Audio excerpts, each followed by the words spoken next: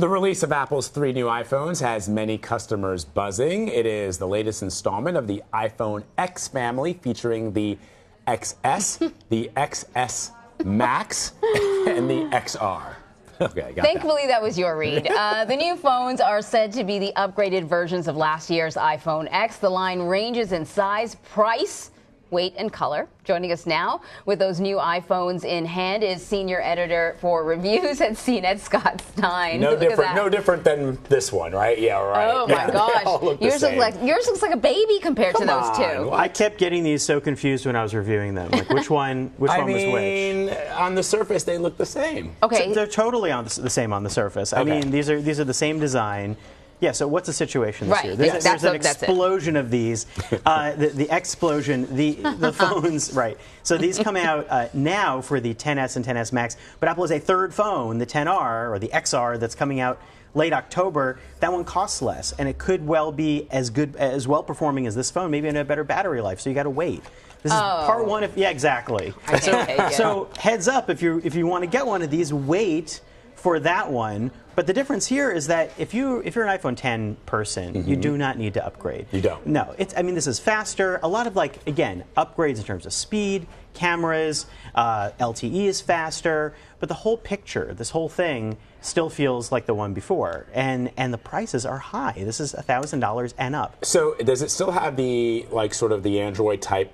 Because the reason I didn't upgrade, I actually just bought this. It's brand new, and this is the 8, not the 8 Plus, the 8, right? The 8, whatever the last 8 one is. Yeah. And I had the opportunity to buy the X, but I started messing around with it, and I was like, I don't have time to figure out a new way to So the interface. Is it that different? Yeah. The interface. Well, that's the thing. Face ID for logging you in is faster now.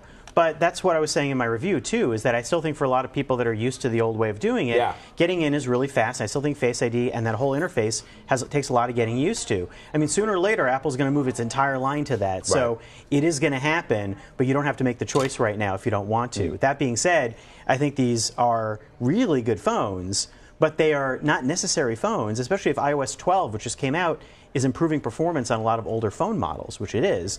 Update your phone to iOS 12. Check out how it's performing.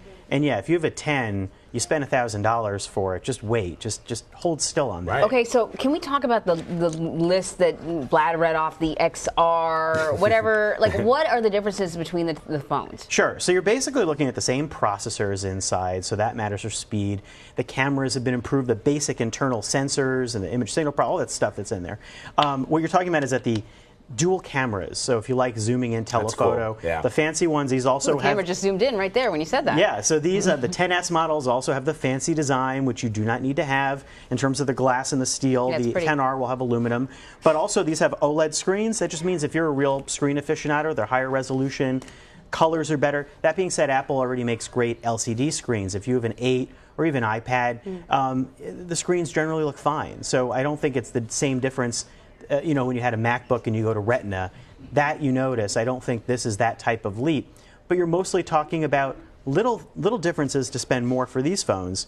Starting at $750 for the XR or XR, $750 is a much more reasonable price for a phone. Right. It's still expensive, yes, though. But it's something that fits more in the landscape versus the $1,000 or $1,100. So we've been saying the XR and all this, but clearly we're not the CNET people because it's the XR and the 10 whatever, right? It's the XS and the XR. Everyone's going to say XS and XR. Okay. And that's going to happen all the time. And I'm losing track of the differences in them. You'll lose track of the differences.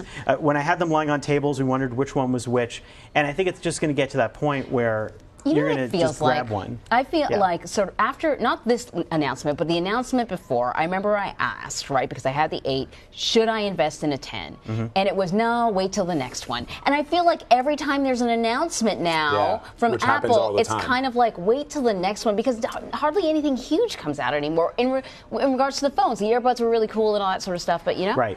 Well, if you've been waiting a while, if you've been thinking about, you have an iPhone 7, I think this is a great time to upgrade in terms of the whole package. Now you wait a couple of years, the speed, and I think that these chips are promising big gains that you can't really observe yet in terms of they promise for AI and things, so eventually if apps get more advanced. Right now, it's just another faster phone. Right. But that could matter. But again, if these were the only phones that Apple made right now, I'd say, okay, well, this is worth it. But with the XR coming, You just got to wait for that, because I think for most people it's battery, processor, camera, and if it covers those bases, it's kind of like the iPad. A lot of people buy the entry-level one. It's fine. I still have an iPad like 3, and it works fine, and it does exactly what it was built as being able to do. It's the same thing. I had this discussion before. I think that these phones are starting to become like refrigerators. They all do the same thing, and there's just a couple of different variations of them. But basically, the idea of keeping your food cold from spoiling, that's what refrigerators have been doing for 150 years, or however long they've been invented, and that's what these phones are doing now.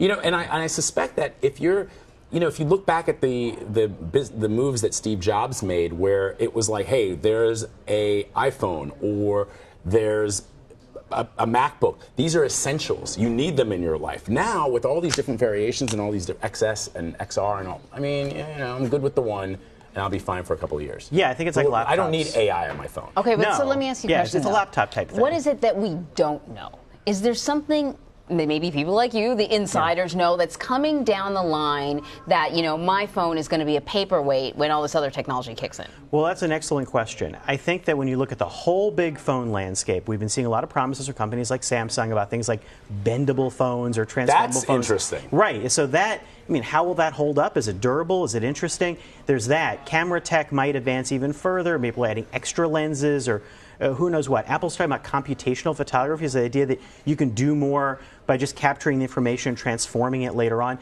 Google already does that. So there's possibilities there, but it's kind of like, what does that really mean? I do think the form of the phone could change.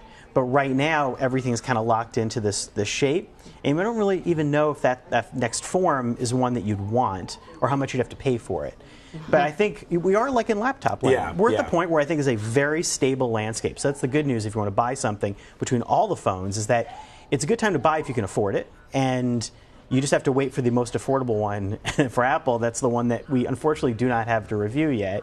But I think at this point, with a polished like that S model, it's usually a good time to get on. And the question is, what can they really add? Battery life would definitely help because it's still not a giant leap, and price. But I think the features, you're getting to the point where a lot of that's covered. Maybe better drop durability. Yeah. That would be great. You got to be really careful with those 10s. Like, they will shatter if you drop them. Take all those folks who repair those phones out of business. Then, I know. You can't do that. So they look so beautiful when they come out of the box, and then you got to put these big bulky cases all on top of them. Well, this is metal. This is metal. Yeah, it's a stainless steel. So remember back in the early iterations, there was a problem with the antenna with the original iPhones they were surrounded by metal too. Going back to the 4. Oh yeah, I mean, and actually, cellular in this is actually very much improved. Okay. So if you're thinking about making the leap and you're wondering how the reception is, I've had much faster LTE speeds. It's not a 5G phone, but 5G, that technology, super fast, is not here yet really. That could be a next year thing. Okay. So we're waiting for that. All right. Thanks a lot. Scott Stein, as always, thank you.